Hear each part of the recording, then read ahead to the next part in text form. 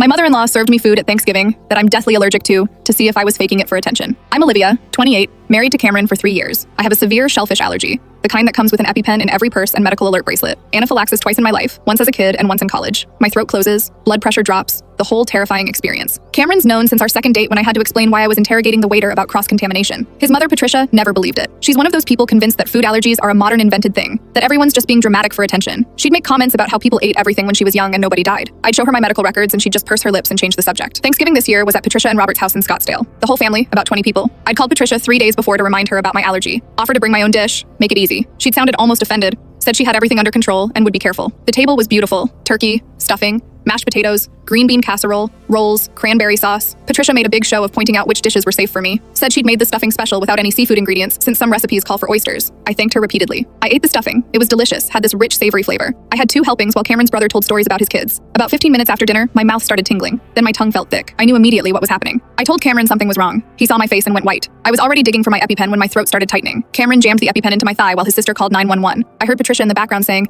"Oh my God, is she really?" The ambulance got there in 8 minutes. I was conscious, but my airways were closing fast. They gave me another shot of epinephrine, started an IV oxygen mask. I remember Cameron in the ambulance holding my hand, crying. I remember being furious and terrified at the same time. 4 hours in the ER. Steroids, antihistamines, observation. The doctor said I was lucky, that another few minutes without treatment could have been critical. He asked what I'd eaten, and I listed everything. When I mentioned the stuffing, he said they'd want to test it to confirm the allergen. Cameron went back to his parents' house at midnight to get a sample of the stuffing. His mom was still up, cleaning the kitchen. When he asked for some of the stuffing to take to the hospital, she apparently got very quiet and said she'd already thrown it all away. The garbage disposal, the trash, everything was gone. Claimed she couldn't stand to look at food that had made me sick. Cameron didn't buy it. He started looking through the recycling and found a jar of oyster sauce in the bin, pushed down under other trash. Asian oyster sauce. The ingredient label clearly listing oysters. He brought it back to the hospital and I just stared at it. The doctor documented everything. Oyster sauce and stuffing would absolutely trigger my shellfish allergy. He asked if there was any possibility it was accidental. I told him Patricia knew about my allergy, that I'd reminded her days before, that she'd specifically said the stuffing was safe. Cameron called his mother from my hospital room at 2 a.m., put her on speaker, asked her directly if she'd used oyster sauce in the stuffing. Long silence. Then she said she'd used just a little bit because the recipe needed it and she thought I was exaggerating my allergy for attention. That she wanted to see if I'd actually react or if I'd been making it up this whole time. That lots of people claim allergies these days when they just don't like certain foods. She deliberately poisoned me as a test to prove I was lying while I was married to her son at Thanksgiving dinner with 20 witnesses. Cameron lost it. I'd never heard him scream at anyone like that. His father got on the phone trying to defend Patricia,